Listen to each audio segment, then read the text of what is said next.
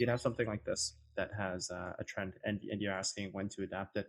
Um, so it depends on the time frame of the trend. Like here, the 1 hour trend. When this is broken, I would adapt a 1 hour trend line, right? Like something like that. Once the pullback happens, so once a pullback happens, it's a pretty good marquee to use. And then, so if you were going through cycles of a move, it would be like this. You'd have that there, and then you would pull to here like that. And you notice how I'm only moving this trend to like if I was moving through this, I would go like this. I would say, okay, trend is here. Okay, so you'd have the, and again, this is pretty local. So you would have at first had uh, this trend right here. As this trend is starting to close these candles, I would be moving it to the swings. This is too local right here to start moving your trend like this. That if you do that, if you move your trend to that, realize that all you're doing is doing this. All you're doing is actually just drawing a scalp trend like this. So all you've done is just drawn like some really local scalp trend. So if you are adapting it too often, um, you like, it's not that it's not accurate, it's that you're just drawing a scalp trend like this right here. If you go to the 15, um, you would see something like, even you could even have it from right here, which would be an array off of that trend to this would just be a scalp trend, right? Like this would just be, okay, break this to take the next part of the move up. However, if you are looking at it on larger time frames, then you would be seeing that all you've done is broken trend and wait to see what's happening, right? To back attack this valley. At that point, I would be looking at the trend and I would be adapting it here. Keep in mind, this is extremely local. I would almost consider this a scalp move. I would be adapting it like this to this swing, and nothing has closed over it, so I would not be readapting it yet. Had this candle closed over here, I would potentially be adapting it, and it might have on a smaller time frame, right? So with that said, I'd be moving it to here, waiting to see something close over top of it. Instead, you have the backside test, right? You have the bleeding of the trend in the backside test, which could also just be the front side of this on a scalp, right? Or even this candle here on a scalp. So you either have the front side here or the backside confirmation here. But then with respect to what's happening on the 4 hour, right? So there's the 4 hour candle. That's what I would be putting it on. So as you're massaging through these time frames, um, on hard closes, I would be going through your time frames to look, right. Like here, I'm not moving it past this candle. I would just say, okay, we're on the hourly. Nothing has hard closed above this. This one has, but then before moving it to the top of this, because I wouldn't want to move it to the top of that until I saw what was happening on a larger time frame, which then simply becomes, oh, okay, well, we just actually back tested the actual trend and are moving up. Then at that point, I would say, okay, where's the next swing pullback? So the next one obviously is going to be here, but to find that, you'd probably have to go to the hourly. You don't have to go to the hourly to find it, but you can see where the hourly swings up and it pulls back. So that's where I'd put trend before I moved it to something like this, right? I would go here and then I would say, okay, where's my next trend? And I would go like this and I'll put it back to here. And I would see what the final candle hard closes over it. So to create this one, let's color this one yellow, different color. To create this one, I would start here and I would say, okay, the first candle that closes over it is this one. What's kind of the final candle before the pullback that has that moment? It's this right here, right?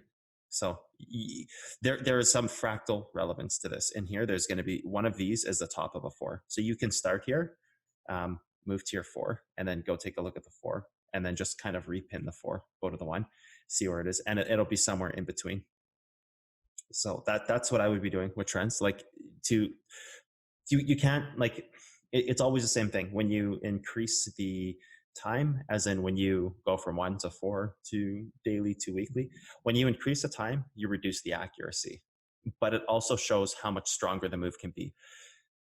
So you can go back and find fractal information to give you more accuracy, but that disguises the strength of how strong the move can be, right? Like this right here is just showing you something of a larger picture with this move. Now I don't have PHP drawn that accurately here, like it's just a small sample here, but you're increasing the time to find perfect entry. But in order to see how big a move can be, you have to, or sorry, you're reducing time Reducing time. Yeah, you're reducing time. You're reducing time to find better accuracy with these hard closes.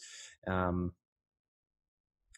but when you increase time, you can see the strength of the move. Like, you break this trend, no big deal. You break this trend, no big deal. You break this trend, it's starting to pick up a decent move. But then there was this other trend on PHB. If you actually look back, there's another trend on PHB that has been happening, uh, which was fractally from, I believe, here. And I'm going off memory without from here to here, something of the sort, or it was possibly um, it's somewhere in these three candles. There's a 12. I think it's a 12-hour, if I remember. There's a 12-hour. Yeah, right here. But there's something else. I think it was this one. I had looked at this for a while and I was deciding which trend was the right trend on PHP, and I think it was this one right here. I think it was this to this body, because when you massage through the time frames, I believe that was the trend that was being followed. And then it was like this to this, I believe. Come on. So we'll move this one here, like that. And yes, I'm going off memory, but I think this was what I remember doing right before I deleted the chart. So then we go to the 15 minutes, see what happened. And so you see what I mean about, like, there was a pretty wild move off PHB, off of that trend. From that point you had 22%. From this point to that trend break, it's 4 or 5%. So that's what I mean. Like, you can increase the accuracy so minute down to the move, but that won't show you the strength. Like, on one side of it, you increase accuracy, but lose sight of what's actually happening in the move. On the other side, you see, like, GTO is a good example of that right now. Like, we go to the weekly, and the weekly shows us the strength of the move that's about to happen. You look at GTO to see the strength of the move, and this is the thing. Like, look at how long the trend is, and that will tell you how strong it's going to be. But this could be like, you go here and like, okay, so we're on July 8th, right? Okay, so 8th, so July 1st. So July 8th, the first day of the scandal. You could actually move forward 1 week down to here to July 15th, and then hold before you actually close the next week, which could only move up on the 21st. So you could actually be in this trade for like the next 13 days still. Yeah, you could be in like a 13-day long holding period to see if something's going to break out, but realize that 13-day holding period is testing this trend, as opposed to going to like a 1 hour candle and then saying, okay, well, what's actually going on? So it's a balance of time versus like, and then you see the trend, and you see how it's been trying to break, so desperately trying to break, and it's been doing this for a long time. Like, GTO has been doing this for a very long time. Trying establishes trend. This should have been a huge move up here on GTO at this point, like 400, probably like way the hell up there somewhere. But I guess Bitcoin dominance spoiled the party once again. Touches trend here because there's a big gap in the book. So, touches trend, huge profits made. Touches trend should have moved up. That's where I bought, right there, because this should have kind of hopefully been it. And then fine, dominance dumps, and now we're kind of in this position where it's like, okay, we're squeezed against the all-time low in a trend that's been going on for a year and 2 months or whatever. So there's a balance between accuracy and like, again, one side, you can get very finite with these moves. Like, you can see them down to like the 15-minute charts, right when they're about to break out, they pop over these trends. But then you don't necessarily see the you don't necessarily see how large the move can be. You have to massage your candles appropriate to the time frame. So if you're massaging like a 4-hour candle on PHB, you have to wait till the 4-hour pulls back, and like here we go to the 4. So when do you move it again? You have to wait till the pullback happens. Like, here you couldn't have moved this on the 4 until here, right? Until it actually had this pullback 4 hours later. But by then you've already probably hit this target, this pullback target, to see if it can hold to move up, and you've already probably tested, like, you've already Pandora's box this, right? You've already hit this target, held it before you can move trend. So it just becomes a balance of managing a move between low and high time frames. I'm massaging through time frames to see the a very common thing is one distribution candle is accumulation on another time frame. Like PHB was kind of hidden because if you look at this, it's like, okay, well, you could have simply drawn, like, instead of that, you could have drawn this to this. It might be slightly less accurate, but there's there's typically, like, if you were to draw this distribution candle to this distribution candle, or this high to this high, it's very close, but you could potentially miss a move over that.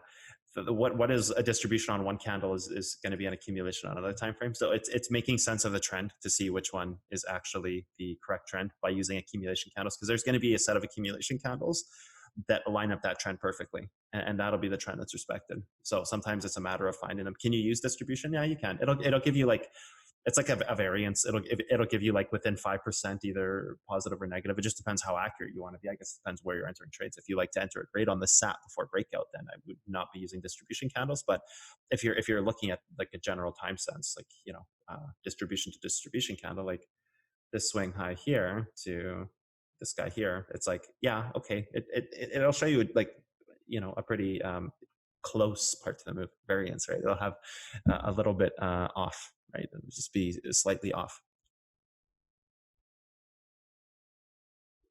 I like to see drawing trend as kind of the same difficulty as finding an origin level. That's the way I look at it. Like, you have to kind of massage through time frames to find it sometimes. So on GTO here, if I'm using a trend, this trend is not broken. This trend is. This trend is just the failure of this trend up top. This trend is not there. Obviously, it's broken through. The kind of the more touches, the stronger the trend is. Like, the more time it has been touched, it's like almost like a confirmation score. So the more time you have a trend that's touched. Now, don't fall in love with that, but it is true to a point that the more touches you have, like if you have 1, 2, 3, 4, 5, 6, 7, 8 versus let's not do that. This here, which would be 1 or 2 less. 1.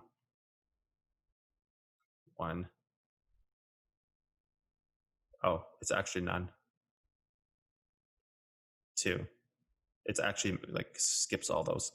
So the kind of the more touches is the more likely that's the real trend. But you shouldn't have to count the touches. You should just be able to spot the trend out.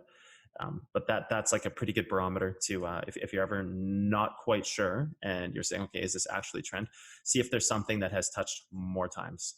If there's something that has touched more times, you might want to relook at your chart and be like, okay, what's actually going on here? Hey everyone, how's it going? As you know, I'm now giving out some of this content for free that I was otherwise charging for the past little while. Yeah, drop a donation, subscribe to the channel, join Patreon. You'll get access to Discord. Great way. Lots of top level traders in there, people who are doing this for a career every single day. So go to Patreon, join a tier, get access to Discord. Go on Reddit, talk about future of trading, talk about the science of trading, talk about cotton candy, socials, everything you can. Let's help this thing grow. It's the way you guys can thank me for giving out this content for free that I was otherwise charging money for. So I'll leave a Bitcoin address on the screen. I'll leave the Patreon address on the screen. Just do something to help out. Okay, thanks guys. Take care.